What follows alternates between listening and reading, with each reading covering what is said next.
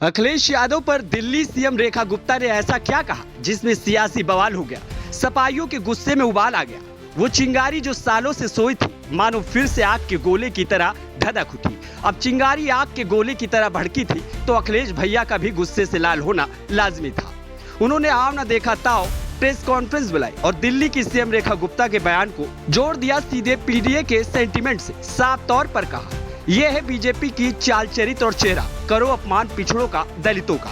अखिलेश जो बोले तो घनघोर बरसे, अपने दिल के सबसे पुराने दर्द को सबके सामने फिर से ला दिया। लेकिन सवाल वही है कि आखिर ऐसा क्या बोल गई दिल्ली की सीएम रेखा गुप्ता जिस पर इतना बवाल है। बवाल आपको बताएं उसके पहले अखिलेश का ये जोरदार जवाब सुनिए। मैं तो कहूंगा कि अगर पूरा वीडियो किसी के पास हो तो थोड़ा समय लगेगा, तब तक वो हम लोग अपलोड कर लें या उसको YouTube से निकाल लें। मैं कहूँगा कि वो जो जहाँ से अरविंद केजरीवाल जी का शुरू करती हैं वो, क्योंकि ये सुनना ज़रूरी है। ये कॉन्फिडेंस या इस तरह की भाषा देने के लिए जो कॉन्फिडेंस मिल रहा है वो आखिर कहाँ से आ रहा है। और मैं आपको बता दूं, हालांकि मेरा आपका कोई संबंध नहीं है, क्योंकि बीजेपी वाले सोचते होंगे कि आपसे मैंने सवाल पूछवाया होगा।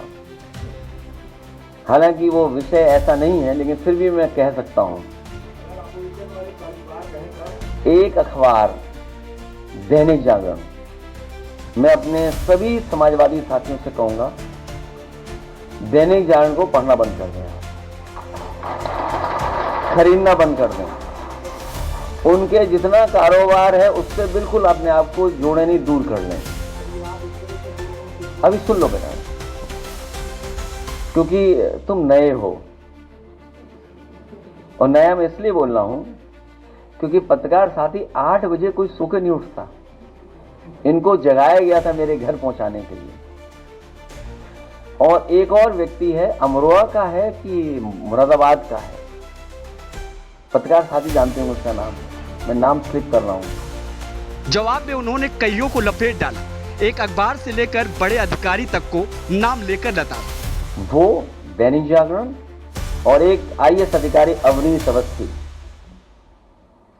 मुझे कोई संकोच नहीं है, एक आईएएस अधिकारी अवनीश अवस्थी, उनके इशारे पर, मुख्यमंत्री के इशारे पर, ये जो टर्म आज मुख्यमंत्री यूज कर रही है, जो आप सवाल मेरे से पूछ रहे हो, इन सब ने मिलकर के साजिश रची थी।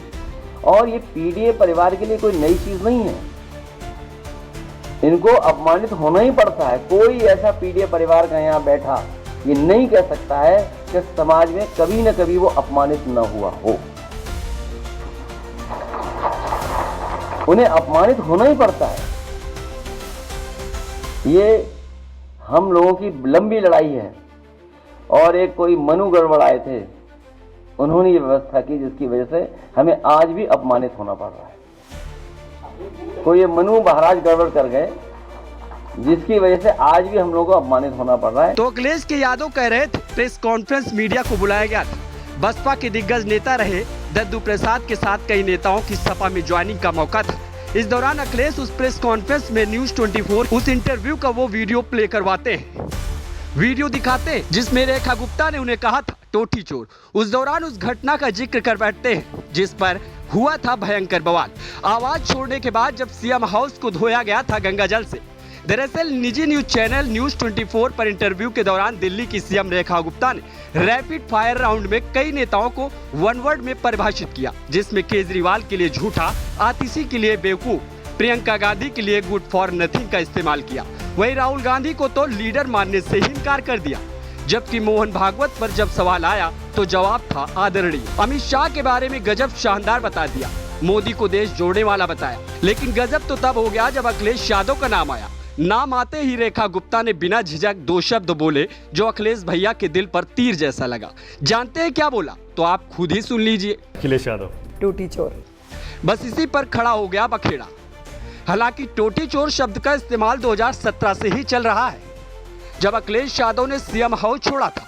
उसके बाद ये कहा गया कि अखिलेश यादव अपने घर की टोटियों को चुरा ले गए। दरअसल दावा ये किया गया था कि सीएम हाउस छोड़ने के बाद अखिलेश यादव के घर से कई सामान गायब होने और वहां पर तोड़फोड़ के आरोप थे। 2022 के विधानसभा चुनाव में भी टोटी चोर शब्द का खूब इस्तेमाल बीजेपी की तरफ से किया गया था। खुद सीएम योगी ने भी इस शब्द को कई मंचों से बोला था। खैर, अखिलेश और उनकी समाजवादी पार्टी रेखा गुप्ता के इस बयान पर काफी आक्रोशित है। Bureau report, UP news.